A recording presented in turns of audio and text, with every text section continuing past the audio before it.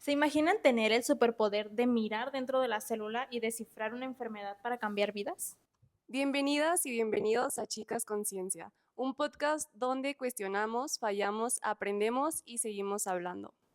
Pues nuevamente bienvenidas y bienvenidos. El día de hoy nos acompaña la doctora Giselle Berenice y es recientemente egresada del doctorado en Ciencias de Biología Molecular en Medicina por la UDG y su trabajo actualmente pues especializa en el descubrimiento de biomarcadores moleculares para enfermedades neurodegenerativas y neuroinflamatorias, que justo ahorita es como el top de investigación, ¿no? La parte de neuroinflamación y pues particularmente en esclerosis múltiple. Ay, qué divino. Giselle, muchas gracias por Increíble. acompañarnos el día de hoy. De verdad que es un enorme placer tener referentes que nos inspiren así.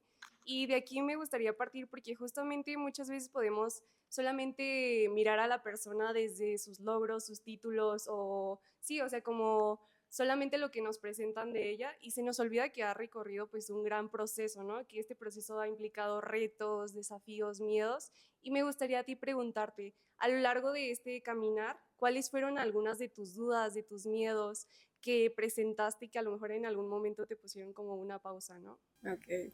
Bueno, primero que nada, muchas gracias chicas por invitarme a este podcast. La idea me parece sumamente importante y me da mucho gusto que estas nuevas generaciones se le den la importancia de la divulgación y sobre todo mujeres que nos hagamos en esta parte vistas y se empoderen en este sentido. Bueno, pues en la cuestión de la pregunta, miedos tengo todo el tiempo. Creo que esa es la parte fundamental y creo que es imprescindible para seguir avanzando. Dudas todo el tiempo, eso es parte de ser un científico, cuestionamientos. Sin embargo, creo que esas perspectivas, esas dudas, esas hipótesis que tenemos planteadas a lo largo de todos estos años es lo que te hace seguir adelante. En cuanto a miedos, pues obviamente cuando pues tenía 16, 17 años, estaba en la preparatoria, sabía que me gustaba mucho la ciencia, pero también como yo vengo de un pueblo, bueno, Jalapa es una ciudad pequeña, pero prácticamente no somos muchos, sabía que tenía que dejar atrás como mi familia un poco.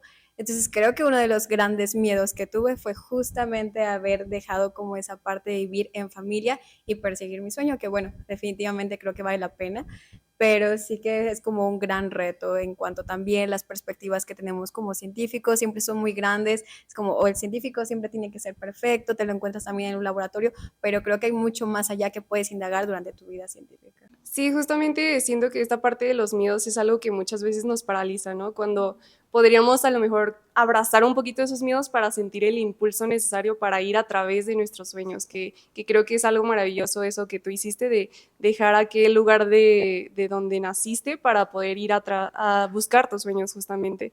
Y esto que decías también de que muchas veces se ve al científico como con esta imagen de perfección, siento que también la presión académica que muchas veces sentimos de buscar la perfección, de lograr la perfección, de mejores calificaciones o simplemente el sentirnos visto en lo académico, muchas veces nos hace olvidar que también tenemos una vida allá afuera, ¿no? O sea, como que muchas personas se enfocan tanto en la parte académica que se les olvida que también pues tienen allá afuera pues una vida que merece ser vivida. Y me gustaría justo como parte de esto preguntarte si en algún momento para ti implicó poner límites para no dejarte llevar por todos estos miedos. O sea, ¿cuáles fueron esos límites más bien? Vale, me parece sumamente interesante. Dices, nosotros nos dedicamos a estudiar la vida, pero mi lema, ya sé que es un poco trillado, pero es estudiar la vida sin olvidar la mía. Creo que eso es algo sumamente importante porque al final de cuentas no es que tenga que hacer ciencia, es que me gusta hacer ciencia, es parte de mi vida, me gusta preguntarme, me gusta descubrir más allá de, nunca lo he visto como una obligación, es más un cuestionamiento. A ver, evidentemente en la vida científica siempre hay muchos retos, pero creo que cuando algo te gusta, esos retos al final de cuentas dices, vale la pena porque es lo que quiero hacer, es lo que me gusta, es lo que persigo todos los días.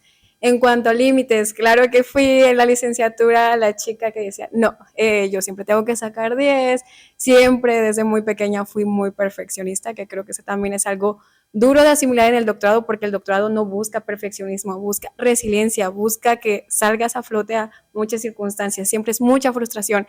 No buscas perfección, buscas que seas capaz de lidiar con esos problemas que se enfrentan todos los días. Entonces, límites, claro que los puse, pero ya cuando era más grande, definitivamente cuando estaba en licenciatura, pues era como muy de que no, pues tengo que cumplir 10 horas en el labor, tengo que sacar 10, tengo que ser la mejor alumna. Después me di cuenta, y ahorita que ya estoy un poco más grande y con un poco más de herramientas para gestionar muchas otras cosas, me di cuenta que sí es importante porque definitivamente eso te hace disciplina, te forma como alumna, te das cuenta de la responsabilidad que tú tienes, pero hay muchas más otras cosas en la vida que solamente el estudio y que ser perfecto según tus estándares. Porque obviamente entre más estándares tengas, es más frustrante no llegarlos porque nunca estás conforme contigo mismo. Entonces dices, ay, en la ciencia pasa mucho eso. Planteas una hipótesis en doctorado, vale, la tienes. Y si no la alcanzas, ¿qué pasa? Frustración. ¿Por qué? Porque no te están saliendo las cosas. La ciencia no es así, no es compaginar resultados positivos, es un resultado, al final de cuentas, sea negativo o positivo. Que es otra cosa que me causa un poco de problema que no también podamos reportar los resultados negativos. Es otra cuestión que es, al final es un resultado. Y cuando yo entré al doctorado dije, ok, vas a hacer ciencia, pero que te guste. Compagina con un doctor que sea capaz de entender esa parte que tienes vida. Me gusta mucho hacer ejercicio, me gusta mucho tener relaciones sociales, me gusta salir al cine, me gusta la música, me gustan muchos otros hobbies, que solamente eso hace que no sea una científica mediocre. Al contrario, creo que todo eso hace que sea una mejor científica porque al final de cuentas es mi vida y llevas a cabo también muchos otros hobbies que lo puedes poner en práctica en el laboratorio. Y hablando un poquito de estos hobbies que nos comentabas, sabemos que te gusta el gimnasio, la natación y la escalada. ¿Cómo fue para ti dedicar tiempo a estos hobbies, o más bien equilibrar el tiempo para estos hobbies y para seguirte ejerciendo profesionalmente? Creo que es sumamente clave. De hecho, está como tratando de hacer un poco de introspección acerca de cómo influía el deporte en la parte del laboratorio. Definitivamente no creo que el doctorado me haya dado disciplina. Creo que eso lo conferí a lo largo de todos los años anteriores. Sí que obviamente lo pude afinar un poco más, pero creo que el deporte cuando eres muy pequeño, al menos para mí, fue sumamente importante porque de los 10 años a los 18 competí como mucho en natación, íbamos a competencias y a pesar de que me esforzaba mucho porque yo no creo que sea como una superdotada en los deportes, al menos en natación, pero era mi mamá siempre decía, tienes mucha fuerza de voluntad, te esfuerzas mucho y al contrario de otra persona que a lo mejor tenga alguna otra habilidad que a lo mejor yo no tenía, siempre como, no, sí puedes, sí puedes. Entonces eso al final de cuentas hizo que fuera resiliente y yo creo que la resiliencia es algo que se practica, no es como innato, definitivamente creo que es algo que simplemente es como ver positivo y si vas a sobrepensar, pues sobrepiensas positivo, entonces todos esos deportes y herramientas me dieron como la facilidad de llevar el doctorado como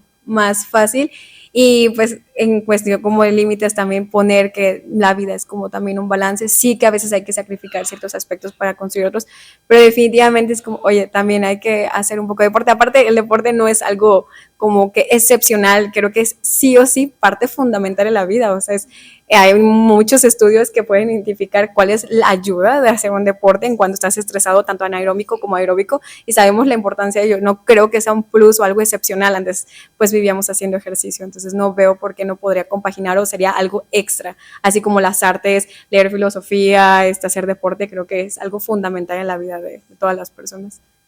Sí, ahorita justamente con eso me pongo a pensar porque también a mí me pasó, en todas las personas que a lo mejor por entrar a la universidad o por, sí, empezar como otros proyectos, tuvieron que dejar el deporte que les gustaba, ¿no? Que a su vez era como esa parte que les daba equilibrio a su vida. Entonces, o sea, qué padre escucharte que pudiste equilibrar esta parte. Sin duda sí es como algo fundamental en la vida de todas las personas, que nos ayuda pues también a explotar un poquito nuestro potencial, nos da como esa constancia, esa disciplina que necesitamos también para todos los proyectos que desarrollamos a futuro. Y me gustaría también como un poquito de la mano de esto saber qué otros hábitos desarrollaste tú a lo largo de, pues, de toda tu preparación. Muy bien, bueno, me agrada como la cuestión de que en el doctorado lo que sí me di cuenta es que me hacía falta mucho autocrítica. Pensamiento crítico es algo que definitivamente considero que antes de entrar al doctorado no hacía. Muchas veces creemos que la gente como que, no me dejaron mentir por su formación, es como, hizo introspección. No, lamentablemente no nos damos el tiempo de eso. El propio sistema en el que vivimos a veces no nos deja cuestionarnos nuestra peculiaridad de todos los días, algo sumamente rutinario y estar haciendo todo lo mismo todos los días, es como, oye, espera, hay que cuestionarse ciertas cosas y definitivamente creo que el doctorado es algo que sí o sí hice porque llegó un punto a los 2 años que dije, oye, no me está saliendo nada, ¿qué pasa? Entonces fue como empecé a leer un poco más de filosofía, que es uno de los hábitos que definitivamente adquirí. Y eso me hizo, primero, como que empecé con una parte, dije, ay, me deprimí un poco, la verdad, sobre todo por el tipo de libros que empecé a leer, pero después ya como que también agarré mi propia línea y dije, bueno, ya, con esto puedo empezar a sentirme un poco mejor.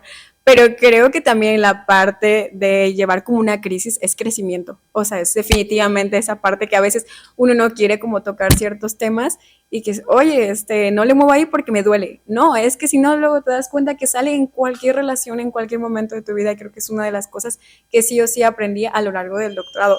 Otra cuestión de también me gusta muchísimo, bueno, ese es como ya un poco más el lado científico, es la bioinformática. Me gustó siempre la bioinformática en la licenciatura. Lamentablemente, mi último año de licenciatura también tuve la oportunidad de estar en un laboratorio de neurofarmacología. Ya teníamos modelos experimentales, hacíamos pruebas de comportamiento, pero llegó pandemia justo cuando me iba a atacar mis primeros experimentos. Entonces, lo que me tocó fue empezar a aprender estas herramientas bioinformáticas que no me arrepiento. De hecho, creo que fue de las cosas más bonitas que me pasó, porque el docking molecular y dinámica molecular son herramientas que te permiten como hacer mejor racionalización de los reactivos que tenemos en el laboratorio. Es decir, si vas a sintetizar 100 compuestos, a lo mejor ahorita nada más con estas herramientas te permite hacer 5. Entonces, obviamente optimizas procesos y yo espero que en un futuro a lo mejor podamos usar menos modelos animales, porque definitivamente, como ustedes lo saben, es algunos muy agresivos. Entonces, bueno, estos modelos quizás en algún momento y con toda la llegada de la inteligencia artificial igual podamos a lo mejor empezar a desplazar esta parte, ¿no? Evidentemente todavía no se puede, pero bueno, es la bioinformática, así que es otra parte que hice como autoaprendizaje, porque sí que mi doctorado no es en bioinformática, pero me gustó mucho como alinearlo a las perspectivas del doctorado. Y sabemos que medicina no es fácil, ¿no? O sea, como estudiante y como estudiante de posgrado, supongo que es aún más complejo. ¿Cómo te ayuda con los hábitos de sueño? Ok.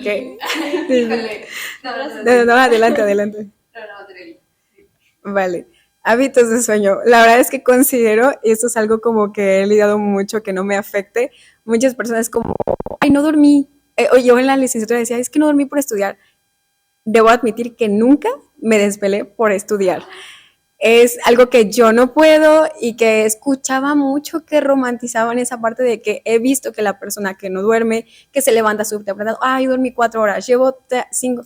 Oye, no, eso no es algo que deberíamos aplaudir. Definitivamente creo que es justamente consecuencia del mismo sistema de productividad de todo el tiempo. Creo que no es algo que deberíamos tener en mente. Y definitivamente yo soy una persona que duerme muchísimo. A mí, si no me hablan fin de semana, mi cuerpo me pide 10, 11 horas de sueño. O sea, obviamente entre semana no puedo hacer eso, pero cuando puedo, definitivamente duermo mucho.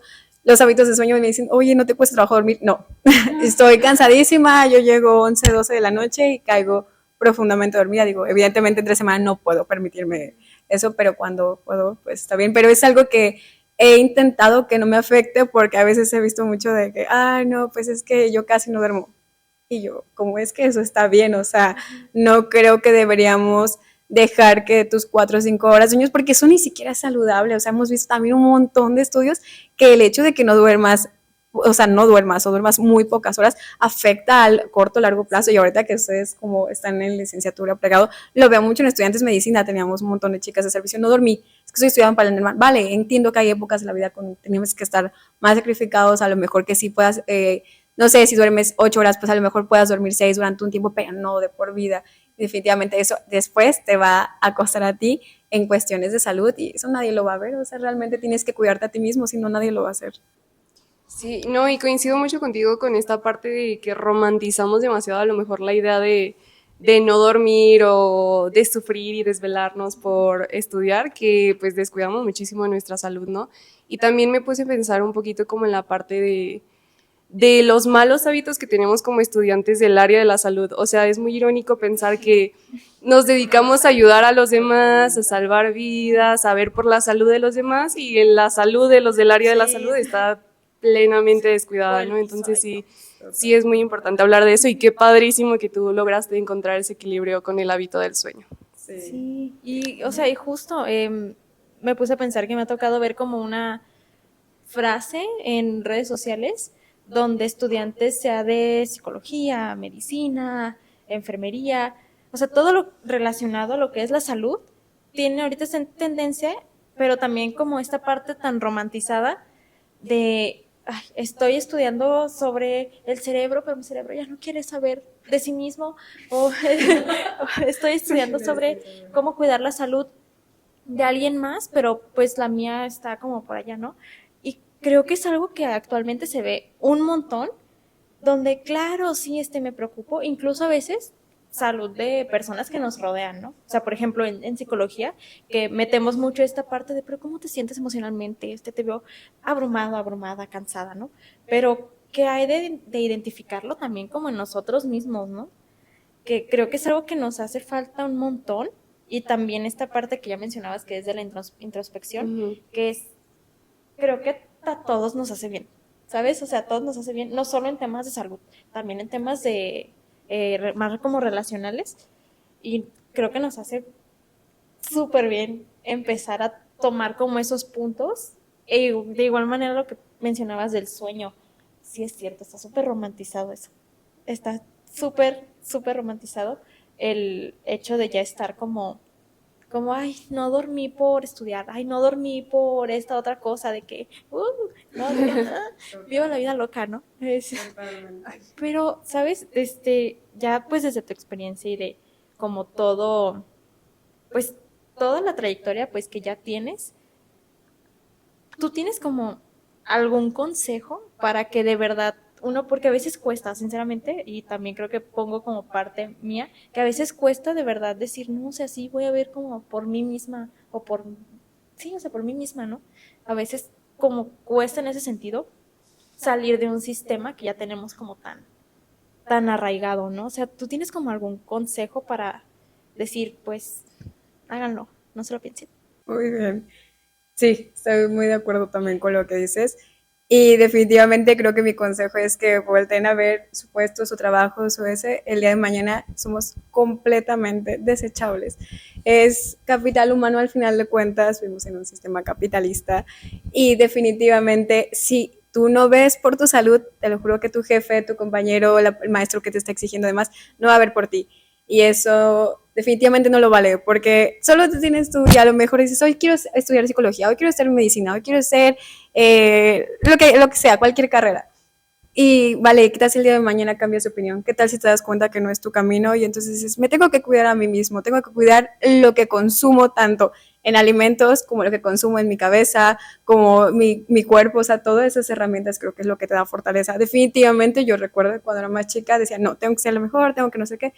Y me di cuenta que ahora que egresé al doctorado, sí, cuando egresé dije, ¿y ahora qué? O sea, ya estás acá arriba. Y después, la verdad, es que pensé que después de salir del doctorado, dije, sí, ya, porque de hecho cuando, antes de salir, pues medio año estaba en la estancia y luego de la estancia estaba escribiendo los artículos y que la tesis, ajá, sí, sí, sí, acaba todo el tiempo rápido. Y cuando terminé dije, ¿y ahora qué? Me sentí muy vacía. Dije, aspiraste tanto esto durante tantos años que cuando llegué ahí no me sentía como yo esperaba sentirme. Y definitivamente unos meses después me di cuenta que la paz y la tranquilidad y las metas que yo busco no precisamente están en los éxitos. Por ejemplo, ahorita dicen, doctora Gis o doctora Giselle, no, primero soy Giselle, después fui doctora y definitivamente todos los fracasos, logros que he hecho no me definen en lo absoluto porque yo ya tengo una identidad y nada de lo que logre o deje de hacer va a hacer que yo cambie mi personalidad. Entonces, definitivamente lo que yo diría es en cuestión de que cuídate a ti mismo, o sea, cuida lo que a ti te haga feliz si crees que eso realmente para ti, no para los demás, cumplir expectativas, es que tú te preguntes realmente qué es lo que te llena. Y el éxito y la felicidad en cada uno es de formas completamente diferentes. Creo que también eso me costó mucho entender de que a lo mejor como mujeres veo grupos de mis otras amigas de que a ti te hizo feliz ser mamá, bravo, pero ahora tenemos la libertad de escoger. A ti te hizo feliz ser la mejor deportista, qué bien. A lo mejor a mí me hizo feliz lograr este doctorado, pero realmente cuando lo logré dije, ¿realmente es lo que quería? Vale, sí. Y evidentemente sabemos que siempre estamos filtrados porque siempre hay un contexto detrás de nosotras, ¿no? Entonces eso es lo que realmente definió nuestras acciones. Bueno, yo creo que esa parte es la que podría aconsejar, que cuiden de sí mismas y que realmente, pues es que nadie más lo va a hacer más que ustedes y aprender a llevar ese camino. Pues bueno, ahorita que hablaba sobre compañerismo, Pues uno de los factores protectores contra el estrés son las redes de apoyo, ¿no? O sea, todos los amigos, toda la familia. Y como ya lo decía Alondra, y bueno, como ya lo decías tú, pues vienes de Veracruz. ¿Cómo fue tu experiencia de ser foránea desde la licenciatura? Porque estudiaste en Puebla y luego te pasaste acá y, o sea, un montón de cosas. ¿Cómo ha sido tu experiencia justo en esto de los hábitos, justo en esto del compañerismo, pues estar lejos de tu familia? ¿Cómo ha sido ese paso? Sí, definitivamente siempre, bueno, ahorita que fue mi examen preguntaron qué fue lo más difícil del doctorado, siempre voy a decir que lo más difícil no es estar en el laboratorio, en la pollata haciendo experimentos, fue haber dejado a mi familia. Y no es dejar de que los olvide, evidentemente no, mi mamá y yo siempre vamos a tener un cordón umbilical y con mi papá siempre, hay de que, pues sí, siempre decimos como inalámbrico, de que, ay, no, ahí estamos. Y mi papá también, y mi hermana y todo. Pero sí creo que esa es la parte definitivamente que me costó más. Tenía 17 años, fui a estudiar a la Universidad Autónoma de Puebla y pues ahí estuve estudiando biotecnología 4 años y creo que fue como, ahora que lo hago retrospectiva, siento que obviamente primero mis papás me apoyaban para estudiar. Es otra cosa que sí que me gustaría mencionar al respecto, por ejemplo, cuando me decíamos lo del sueño y ahora sí creo que es importante. A ver, yo puedo decir que soy privilegiada por haber podido estudiar un doctorado, porque no considero que sea la chica más lista, simplemente tuve los medios y las condiciones para llegar a donde estoy. Y en cuestiones del sueño, sé que no se han visto como redes de que no todos tenemos las mismas 24 horas, totalmente, o sea, hay que ser conscientes que a lo mejor hay chicos que tardan 2 horas en desplazarse y esas 2 horas para mí, a lo mejor que tengo el privilegio de tener un auto o lo que ustedes quieran, tengo 20 minutos, esas 2 horas obviamente alguien más no las tiene, entonces creo que eso es algo importante como de mencionar, que sí quería hacer favor y que no quiero sonar como, ay no, pues sí, tú tienes a lo mejor, pues sí es privilegio definitivamente y también acceder a un doctorado y el que estés acá, entonces bueno, esa es la parte que sí que quería mencionar y con respecto a esta dinámica, pues cuando estudié en Veracruz, siento que apenas estaba haciendo como mis primeros pininos de cómo va a ser un adulto grande con el dinero que me dan mis papás y empezar a financiarme, porque a ver, hay de dos, o te descarrilas, como también puedes como tal empezar como a salir de fiesta y como que un montón de grupitos, pues a lo mejor incluso te dan tus padres de que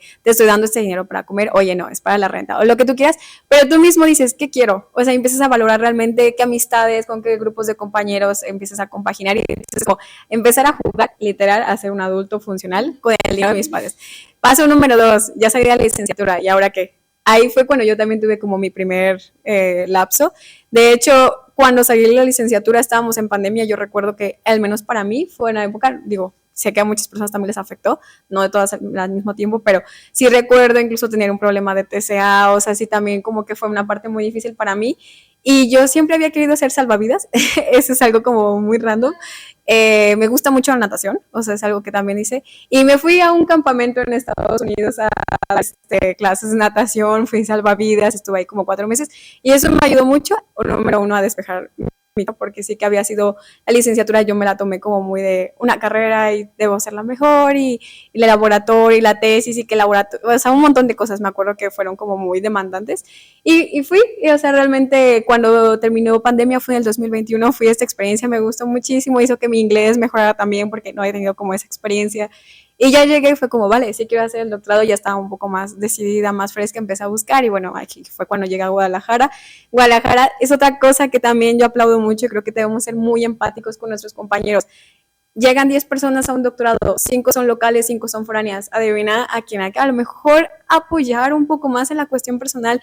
Él está haciendo un doctorado a la par que tú, pero tú tienes tu casa, tienes tu familia, tienes tu red de apoyo, tienes tus amigos, tienes tu vida aquí. No tienes que empezar de cero diciendo, ay, tengo que empezar a ver dónde compro mi comida, con quién me voy a llevar, con quién me voy a relacionar a la nueva ruta. O sea, muchísimas otras variables que te hacen crecer como persona de forma o sea, no solo profesional, sino también personal, que al final de cuentas son las herramientas que debo admitir que hoy en día son las que te ayudan a crecer y no solamente que seas el más listo, que seas el de puros 10.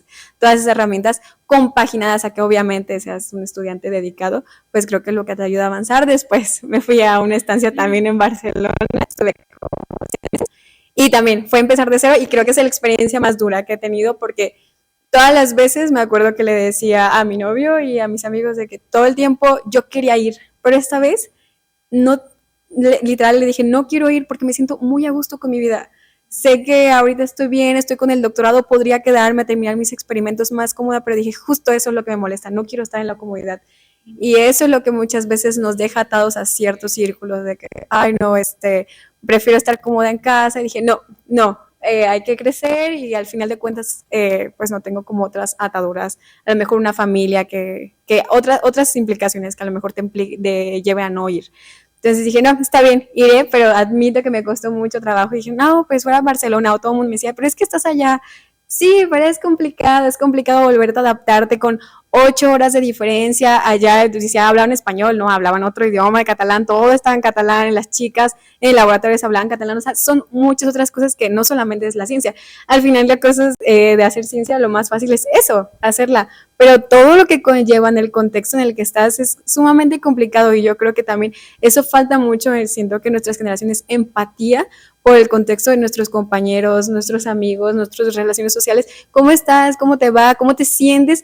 Yo veo que los mexicanos, al menos creo que somos un poco más apapachables, pero lo vi en el extranjero y decía, oye, estoy llegando a un país nuevo, de verdad no conozco nada de tu cultura, ayúdame a integrarme, porque es complicado, e incluso buscar casa, o sea, es como otro reto.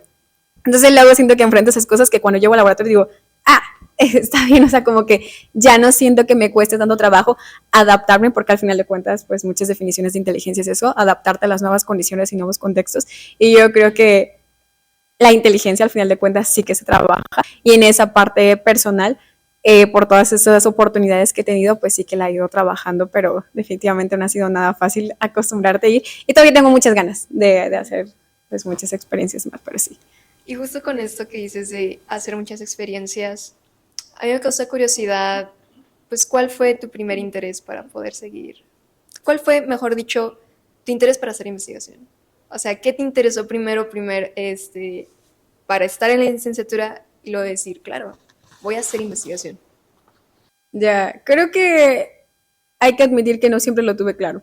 No es un camino que sí, siempre me gustó. No sé si, bueno, es que son un poco más jóvenes, pero había una muñeca que se llamaba Kelly Cuidaditos, ¿alguien la ubica? Bueno, que le salían pequitas, bueno, da igual. Y me acuerdo que me gustaba mucho cuidarle, tenía el estereoscopio, de todas, tenía un pañuelito y le salían pecas. Bueno, me gustaba mucho, entonces como que seguramente siento que me gustaba esa parte. Tampoco voy a decir que dije, ay, no, siempre supe que quería ser doctora en ciencias en biología, no, no.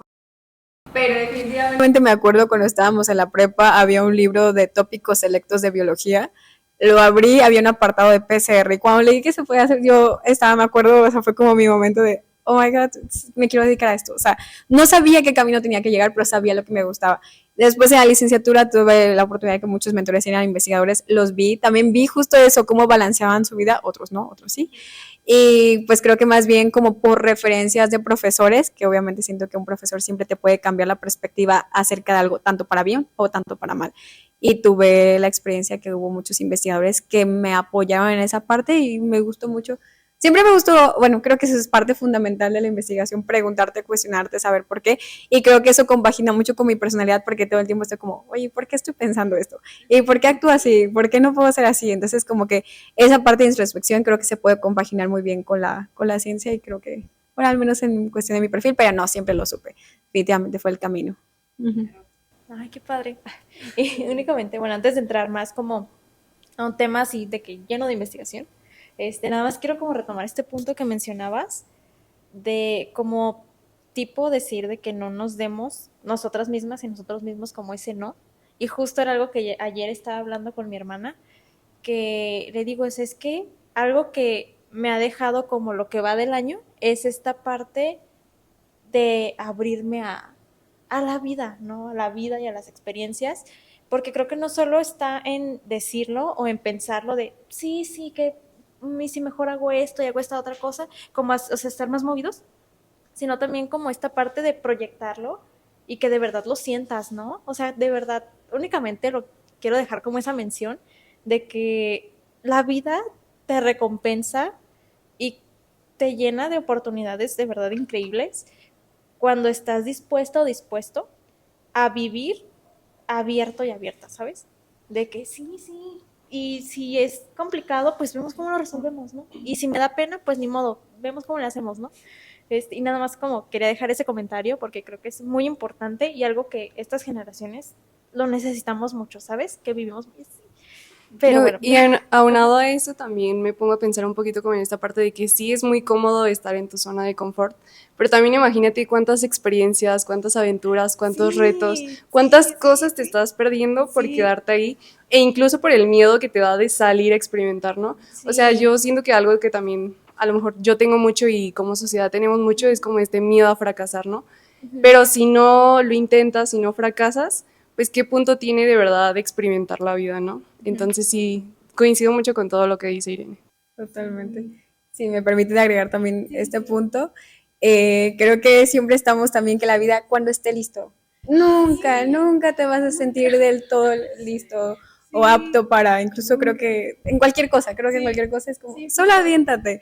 De hecho, yo recuerdo mucho las veces que me aventé como a hacer esas cosas que digo, ay, no, sí la quiero, pero es que me da miedo. Y cuando lo lograba, me pasó, no se me olvida nunca, cuando llegué a la licenciatura en Puebla, a ver, estaba a 3 horas de mi casa, ¿verdad? Pero era la primera vez que salía de casa. Me creo que mis papás me dejaron en ese cuarto y dije, ¿qué hice? O sea, dije, rayos, o sea, no es como que no lo pensé tanto, me aventé y después, a ver, ahorita que lo veo con retrospectiva, digo, es la mejor decisión que pude haber tomado y definitivamente la universidad fue algo muy divertido para mí y me gustó mucho, pero justo eso, o sea, como solamente aventarte igual en la estancia, ya estás acá, sí, qué bueno que lo querías tanto y se te dio y no sé qué, y ahora, como que, pero siempre vale la pena justo esa parte de que nunca vas a estar suficientemente listo para algo, solo es atreverte. Justo, justo y a veces creo que pensamos que el hecho de que no sepamos qué hacer es como, parece a veces hasta sinónimo de que tomaste una mala decisión, ¿no? El hecho de que no Sí. sabes qué hacer y no, babies, no es así. Pero bueno, pasando más como a esta parte de investigación, pues ahorita se habla mucho de lo que es la medicina translacional, ¿no? Pero para quienes nos escuchan y que no están familiarizados, incluso yo no estaba familiarizada con eso hasta que lo investigué, ¿tú cómo explicarías ese concepto? Claro, medicina translacional, lo escuchamos y dices, wow, ¿qué es esto? Yo creo que es un concepto novedoso, pero me gustaría explicarlo de forma como muy burda, más fácil de entender. Imagínense nosotros como científicos hacemos muchas cosas luego en casa. Es el mecanismo molecular y la interleucina, la cascada. ¿Qué? No estoy entendiendo nada. Ajá, vale, porque haces investigación básica. La capacidad que tú puedas de replantear la investigación básica, los productos que haces en el laboratorio y que realmente lleguen a impactar en el paciente, eso es lo que llamamos medicina translacional.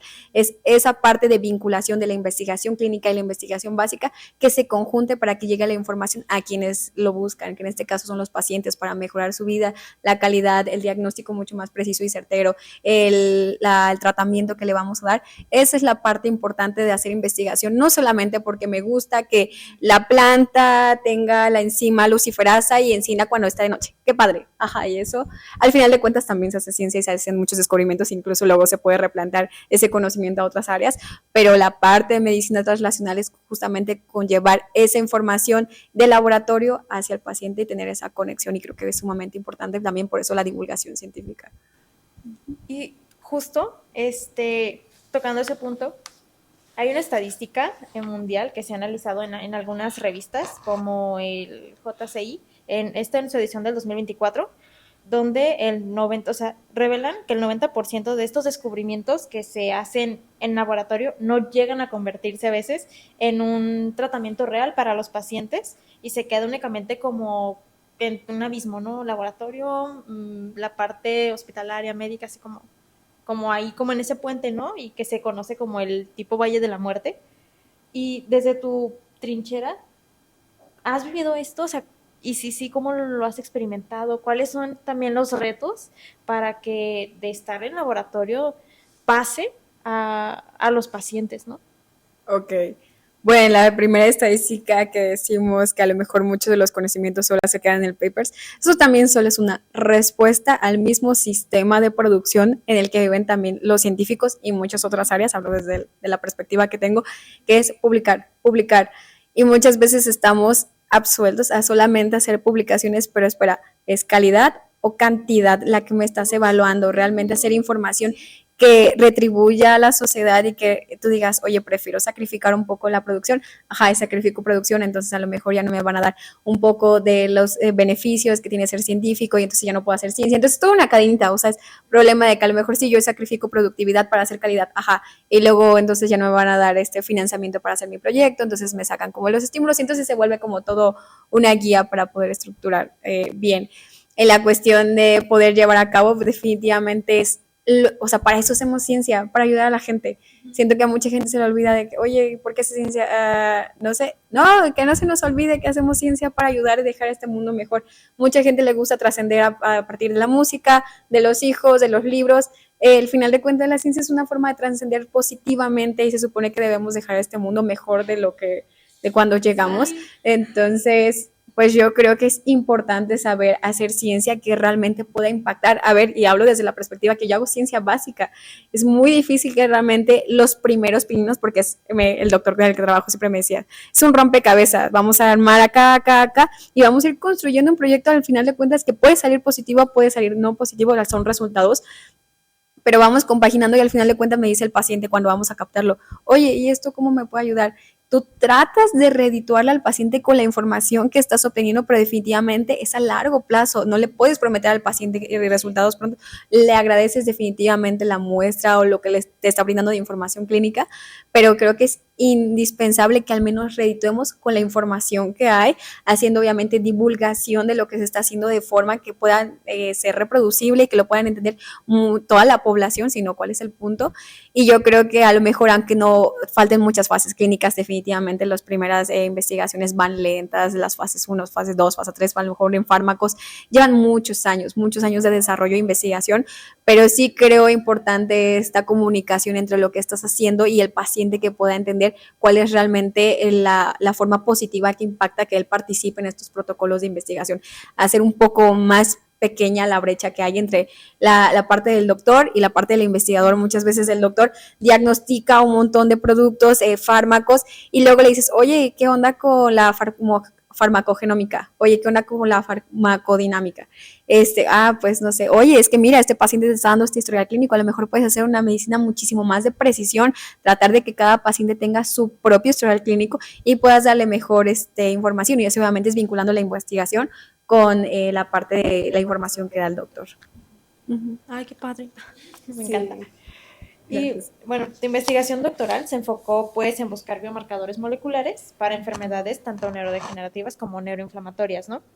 Y pues que actualmente está este boom en lo que es investigación de neuroinflamación y etcétera, donde pues el 70% de los nuevos ensayos se enfocan en esto. Pero pues tú te enfocaste en lo que es esclerosis múltiple, y si nos puedes compartir cuáles fueron como tus mejores hallazgos, pero también como esos tal vez como errores y complicaciones que se presentaron, ¿no? Porque pues no todo es color de rosa, chiquis. Totalmente, mira, creo que ahorita voy a poner justamente en práctica lo que estoy diciendo al respecto de la divulgación y difusión, que hace poco una compañera me dijo, oye, no es lo mismo, porque sí que me hizo el énfasis de que esto haciendo divulgación o difusión, y yo, bueno, no, tienes razón. Divulgación es justamente tratar de que todo mundo entienda el concepto, y difusión justamente es poner los hallazgos científicos hacia que alguien más los entienda. Parece que es así, si no, luego ustedes mismos me corrigen. O es al revés, creo que sí. Y bueno, el punto es esta parte de divulgar los conocimientos que hicimos de esclerosis múltiple. Nosotros trabajamos con pacientes de esclerosis múltiple con el fenotipo remitente recurrente. Tratamos de explicar cómo biomarcadores moleculares, como es el caso del estudio de Mirnas, receptores, un poco de la parte epigenética, cómo podemos contribuir a encontrar estas pistas moleculares para tener un mejor diagnóstico para la enfermedad. En cuanto a mi tesis doctoral, se enfocó al estudio de unos receptores implicados con como tal el desarrollo de la enfermedad, y bueno, entre los hallazgos así claves encontramos por ahí un gen implicado que está desregulado en la esclerosis múltiple, sobre todo cuando hay recaídas, que se llama la integrina beta 3. Esta integrina está encargada de hacer un proceso de apedesis, paso de linfocitos T, de barrera mantoencefálica, hacia la infiltración del sistema nervioso central. Entonces, bueno, vemos cómo todos esos marcajes moleculares, que de hecho ya hay dianas terapéuticas que se dedican a estudiar esta enfermedad, como es el caso de natalizumab, rituximab y todos esos tratamientos, cómo podemos nosotros retomar estas vías moleculares y ponerlas en práctica para que realmente podamos ver más pistas de cuáles son las otras variables que están influyendo en el desarrollo de la enfermedad. Y como sabemos, la esclerosis múltiple es una enfermedad multifactorial, es decir, no conocemos realmente la única variable con la que estamos haciendo el desarrollo o como tal la continuidad de esta, pero sí que podemos buscar algunas otras pistas claves que las de regulación de genes o proteínas, receptores, mirnas, que nos digan el pronóstico temprano y obviamente un diagnóstico mucho más preciso cuando la enfermedad se desarrolla. Entonces realmente el proyecto va más aislado a tener un mejor diagnóstico para el paciente y evidentemente a través de estas herramientas pues el tratamiento sea mucho más certero y que lo podamos predecir con mayor facilidad y con más tiempo. Y retomando de nuevo, y justo en tu investigación, ¿qué retos hubo, tanto personales como, vaya, teóricos? Ok. Bueno, en la parte de esclerosis múltiple, yo en la licenciatura había trabajado un poco más con la línea de Alzheimer, siempre me gustó un poco más trabajar en el cerebro de Parkinson, pero después, bueno, tuve la oportunidad de trabajar con otra línea de esclerosis múltiple, que evidentemente algo fue muy enriquecedor porque nunca había trabajado a la par con pacientes, que creo que es algo que debemos mencionar. Nosotros no todos tenemos formación de médico, muchos somos biotecnólogos, químicos, hay muchos nutriólogos, y al menos yo no había tenido la oportunidad de compaginar y ver en vivo como tal el paciente, y eso creo que me hizo tener un poco más de empatía, hablar con el paciente, que te cuente su historia clínica, incluso a ver, la esclerosis múltiple lo más común es que se desarrolla entre los 20, 40, 60 años, pero llegan pacientes luego muy jóvenes y dices, ay, o sea, obviamente intentar ayudar, y a mí al menos me conmovía mucho ver chicas incluso más jóvenes o de la edad que llegaban con los primeros síntomas, los primeros brotes, y realmente tratar de contribuir para que tuvieran una mejor calidad de vida, pues obviamente era como que decía, con esto puedo tener como esa, pues como esta parte de decir sí, adelante, o sea, es más investigación. Y creo que los retos fue justamente empezar a compaginar con los pacientes porque no consideraba que yo fuera bien buena como hablando con ellos. A ver, muchos pensaban que a lo mejor era médico de formación, yo no podía darles algún tratamiento, simplemente reclutaba información clínica. Entonces creo que eso fue de los primeros retos. También el hecho de compaginar pues todo lo que decíamos, ¿no? De moverme de ciudad, del doctorado directo, pues primero son muchas clases, luego intentar comprender tu proyecto, encajar con nuevos chicos, nueva ciudad, o sea, es completamente, dicen México, ajá, México Norte y México Sur, la gente es súper diferente, entonces eso también creo que me costó un poco. Yo conozco mucho del sur, muy poco del norte, creo que Guadalajara pues podemos decir que ya está un poco más arriba, pero sí queda considerar que está en norte. Entonces, bueno, pues creo que esa parte me costó mucho, mucho trabajo como en mi camino. Y pues efectivamente también en la parte de infraestructura, creo que también hubo muchas colaboraciones que luego llevaban los pacientes y me tenía que ir a otro laboratorio y ahí iba con la hielera y con el aire acondicionado todo para que no se me derritieran las muestras. Luego pedía al laboratorio, oye, ¿qué empresas? Que creo que esto también es importante mencionar. Las relaciones que llevas de amistad, colaboración en el doctorado son sumamente importantes porque no puedes hacer ciencia solo, eso es algo súper claro. Gente que luego se enfrasca y no, mis equipos, no, oye, al final de cuentas nadie es dueño de los equipos de nada, nadie es dueño de los reactivos, al final de cuentas son financiamientos que vienen directamente, no sé, gobierno, institucionales, que tenemos que compartir, nadie, o sea, simplemente hay que tener buen uso de los materiales, pero creo que todos podemos hacer vinculación, podemos colaborar con otros laboratorios y apoyarnos entre todos, también creo que es algo sumamente importante. Yo siempre digo como los héroes de la ciencia fueron aquellos compañeros que me ayudaron sin recibir o esperar algo a cambio, aquellos que me prestaron su tiempo para enseñarme protocolos, que integridad, que el western, que a veces son muchas horas dedicadas que ellos podían ir mucho más rápido y se tomaban el tiempo de enseñarme. Entonces yo sí creo que las nuevas generaciones no deberíamos repetir los mismos patrones que a lo mejor llevamos de gente más grande y hacer un poquito más ese cambio de hacer la ciencia un poquito más amena para las nuevas generaciones. Ay, qué padre. Pues sí, creo que el tratar justo con nuevas gentes y como nuevos retos a los que no estás acostumbrado, como por ejemplo tratar pacientes, y claro, platicar sobre la situación que están teniendo es como complicado. Aún en psicología siento que, por lo menos yo, no sé, tengo como el miedo de tratar, ¿no? Y más justo en estas clases de, ¿qué son? Evaluación. Ajá. Evaluación donde tratamos pues, no sé cómo decirlo, pues sí, con algunos problemillas por ahí que muchas veces nos sacan de lo que ya conocemos en teoría. Y bueno, tú hablabas justo de esta parte de bioinformática, que bueno, para los que no saben, la bioinformática es una disciplina científica que utiliza técnicas computacionales para recopilar, almacenar, analizar e interpretar datos biológicos. ¿Qué permite esto? Pues bueno, identificar genes relacionados con enfermedades, diseñar fármacos más eficaces o predecir estructuras de proteínas. Justamente hablabas que, pues bueno, como falta un poco más de desarrollo en esta área, entonces quisiera preguntarte como, ¿qué ves tú? ¿Qué nuevas propuestas ves tú o nuevas líneas de investigación visualizas en este campo en los próximos años? Porque ya lo decía Irene, o sea, se está dando un boom en lo que es las enfermedades neuroinflamatorias, pero siento que también hay otras que se están estudiando más y lo vemos justo con el Alzheimer, que creo que es mucho, o sea, hay mucha información. Recuerdo mucho mis clases de neurociencias y decía, sí, Alzheimer hay muchísimo, pero siento que estamos dejando de lado otras. Entonces, bueno, ¿qué propuestas ves tú o nuevas líneas de investigación ves tú justo en esto de la bioinformática?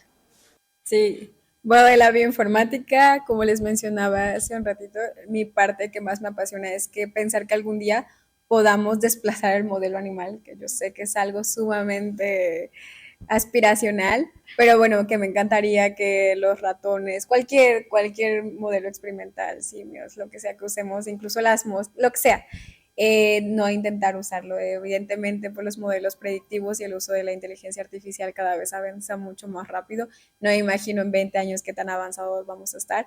Y yo creo que es importante empezar a darle justamente la relevancia que tiene la bioinformática a todas estas herramientas, porque definitivamente con la llegada de estas tecnologías, si no las incorporamos, simplemente vamos a quedar desinformados. O sea, evidentemente las nuevas generaciones estamos incluyendo más las tecnologías y yo creo que justamente las generaciones más grandes de investigadores, creo que es importante que, a ver, a lo mejor no es mi área de expertise, a lo mejor yo tengo otras áreas, pero sí incorporarlas, dejar que estas nuevas generaciones empiecen a incorporarlas en las líneas de investigación, no solamente en la parte de fármacos y de racionalizar esta parte del uso de reactivos y a lo mejor optimizar procesos. La bioinformática sirve para un montón de estudios, por ejemplo está del RNA-seq, para hacer tamizaje o selección de ciertos genes importantes, dianas terapéuticas, la simulación de cierta interacción de una proteína con un ligando a lo largo del tiempo, como es el caso de las dinámicas moleculares, el docking molecular que puede predecir la acción específicamente de cómo actúa un ligando específico de una proteína.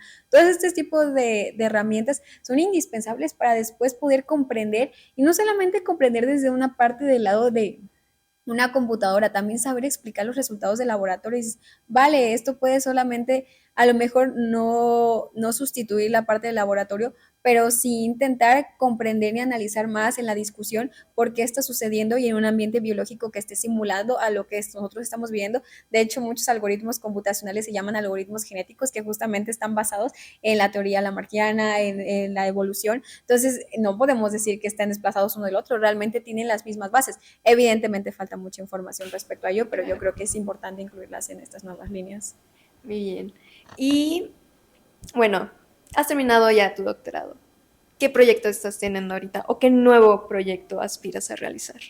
Bueno, siendo sincera, ahorita de nuevo creo que algo que debemos resaltar, y sí, definitivamente lo puedo decir, es la incertidumbre que vive el investigador.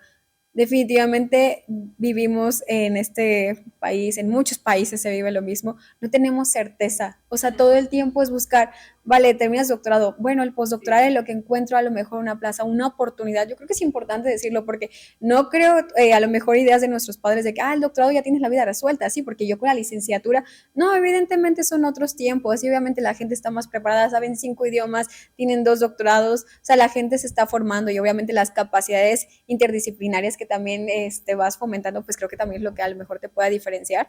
Entonces sí que creo que ahorita en esta etapa de mi vida me vuelvo a encontrar en una parte de incertidumbre. Estoy colaborando con el proyecto de esclerosis múltiple, sigo haciendo así mis pequeñas metas.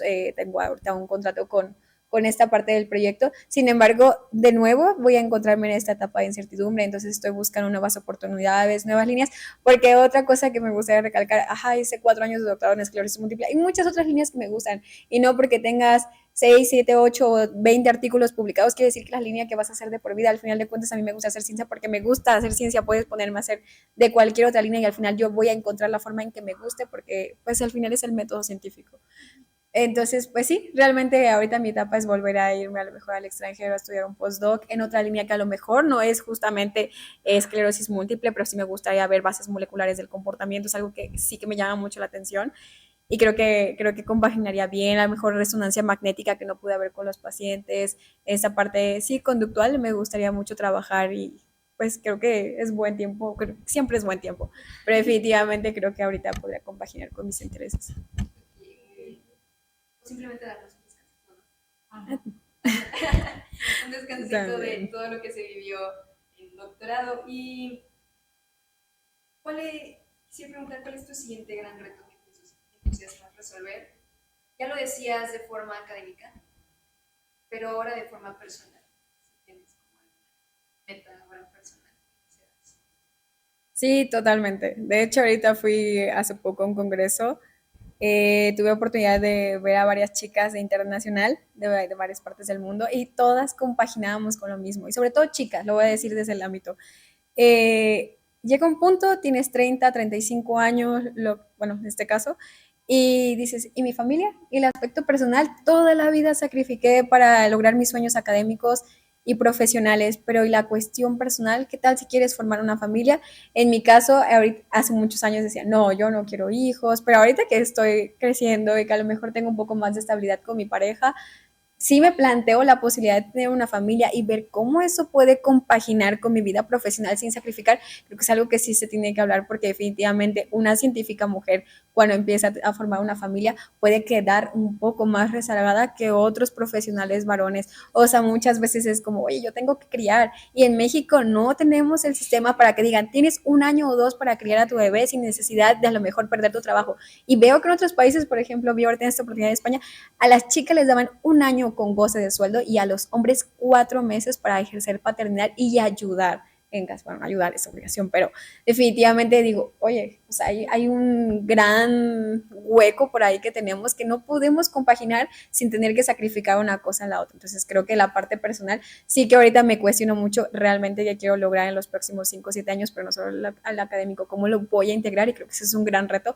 saber realmente cómo voy a tener que asentar la parte de mis relaciones con mis amigos, me quiero volver al extranjero y eso significa volver a iniciar de cero, o sea, a veces no sé si creo que estoy lista, que es lo que hablábamos, si lo quiero volver a hacer, volver a pasar ese proceso de crisis, porque definitivamente creo que es adaptación y podemos ver en redes sociales, ay, sí, qué bonito mirar, ¿no? Oye, no es como lo cuentas, y a lo mejor si tienes la solvencia económica o la infraestructura, los materiales, qué bien, pero no todos tenemos el mismo contexto y muchas veces tenemos que empezar en otras, mientras tú puedes pagar una renta de, no sé, 300 euros, alguien más puede ganar una de 1000 y eso definitivamente va a cambiar en la perspectiva que tú tengas de la experiencia. Entonces, bueno, yo creo que en esta parte pues sí me tocará pensar un poco más cómo voy a compaginar en los próximos años la etapa de mi vida personal con lo académico. Ay, pues está súper bien, o sea, sigue siendo muy joven, muy, muy joven, seguimos siendo muy jóvenes y justo pues hay tiempo, claro que hay tiempo para una introspección o unas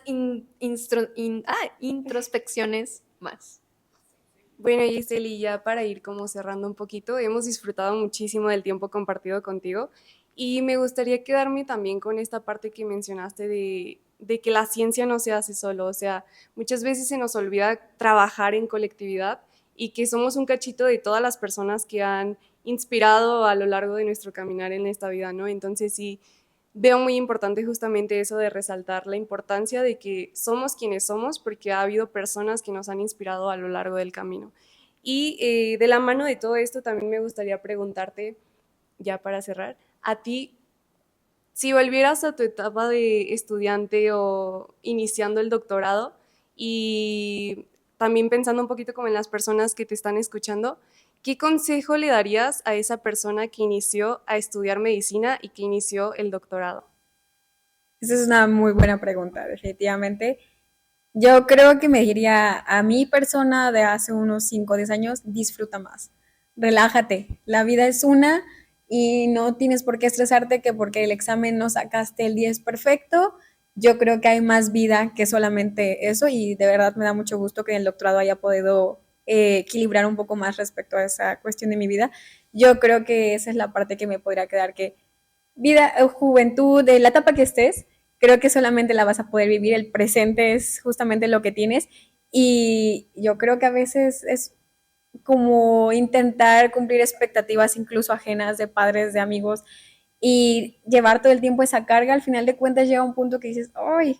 Tengo estos flotis que me ayudaron a sobrevivir toda mi vida, pero una vez que te los quitas te preguntas quién soy yo y entonces vienen todas las crisis y realmente entonces, ¿qué persona queda? Y entonces es reconocer realmente que eres un individuo sin importar tus logros, creo que es algo importante y al menos para mí sí me hubiera gustado a lo mejor decirme, no te estreses tanto, tranquila, las cosas al final salen y ahorita por ejemplo estoy en esta etapa, digo, lo estoy intentando, si sale bien y si no también, o sea, al final de cuentas siempre forzaba mucho las cosas a que me salieran como tenía que hacer porque soy una persona que creo que le gusta mucho el control y creo que muchas personas nos identificamos y si algo sale fuera es como, oye, tranquila, al final de cuentas las cosas salen como tienen que salir, todos encontramos nuestros caminos. Creo que es importante no quedarse quieto. Digo, a veces se necesita, pero creo que es siempre estar como buscando, pero yo creo que eso es lo que me diría, no te estreses tanto. Y que al final ¿verdad? Pues las cosas salen y no tiene caso estar todo el tiempo sobrepensando de forma negativa para ti mismo. Sí, tu consejo me quedó como anillo al dedo, la verdad. Creo que puedo hablar por todas de que hemos disfrutado bastante este episodio contigo. De verdad que todo lo que hablamos aquí fue maravilloso y agradecemos nuevamente muchísimo tu tiempo, el que nos hayas compartido de tus proyectos, el que nos hayas dado esa confianza para platicarnos de tu vida, de tus hábitos, de cómo te ha costado llegar hasta donde estás el día de hoy. Y pues te deseamos mucho éxito en todos los proyectos que sigan a futuro. Éxito. Sí. Sí, muchas gracias chicas por invitarme. Yo también disfruté mucho y gracias por darse la oportunidad de hacer este tipo de eventos que sigan difundiendo la información. Les agradezco mucho y yo también me divertí. Y pues muchas gracias por escucharnos. Denle like, suscríbanse y si llegaron hasta aquí, comenten emoji rosa, please. Y compartan. Y compártanlo.